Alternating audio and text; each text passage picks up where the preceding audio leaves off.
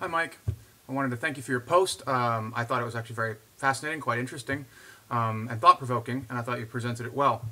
But I didn't want to criticize it because I don't think that the argument actually works for several reasons. I think your argument is valid, I believe. I think the structure is valid. If all the premises were true, then I think the conclusion would follow. But I don't believe that all your premises are true. So how about we go through these, shall we, one at a time. So first off, your first premise.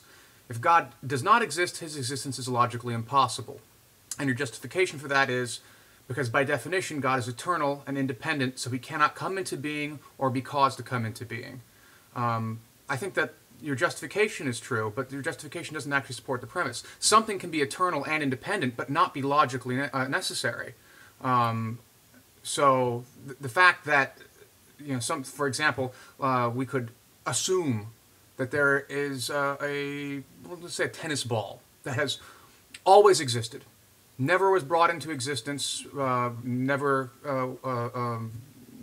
was caused by anything else. It's just always been there. So as long as there's been space and time, there's always been this tennis ball. But we don't want to say that that tennis ball is therefore logically necessary, or that it's if it didn't exist, it would be logically impossible. Certainly this tennis ball, hypothetical tennis ball, is not logically impossible. It doesn't exist. It's not actual. To my knowledge, it's not actual. So the fact that it isn't actual doesn't prove that it's logically impossible, even though it would be both eternal and independent if it did exist. So that's the same flaw thing for both your first and your second premise. You say in your second premise, if God does exist, his existence is logically necessary because he cannot come into existence or cease to exist, for if he did, he would be limited, and by definition, God is unlimited. So, by that rationale right there, I simply think that your first two premises are false, which means, of course, your third premise, the dilemma, either God's existence is logically impossible or it is logically necessary, is also false, because the dilemma follows strictly from 1 and 2. Point number 4. If God's existence is logically impossible, then the concept of God is self-contradictory. I think that's probably true as a conditional. If God's existence is logically impossible, then the concept of God is self-contradictory. I'm actually a little hesitant on that one, to be honest. I'm not entirely sure that all things that are logically impossible are necessarily self-contradictory, but I'll grant you that one for the time being. Premise number 5, though. The concept of God is not self-contradictory. And your justification for that is it is impossible to conceptualize the self-contradictory.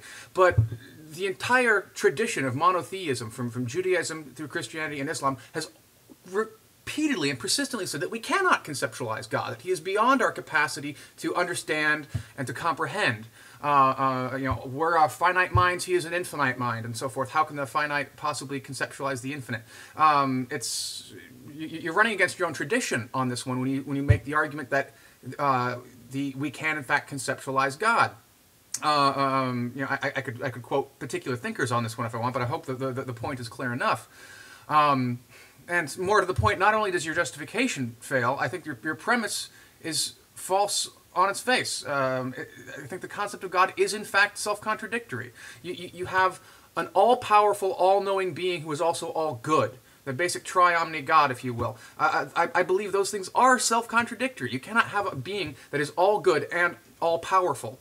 You can't have a being that is all-knowing and all good. You get basic contradictions like that. If God is all-knowing, then he knows what it's like to slaughter small children. And if he knows what it's like to slaughter small children, then he can't possibly be all good. So, obviously that's a more detailed argument I would need to make to fully justify.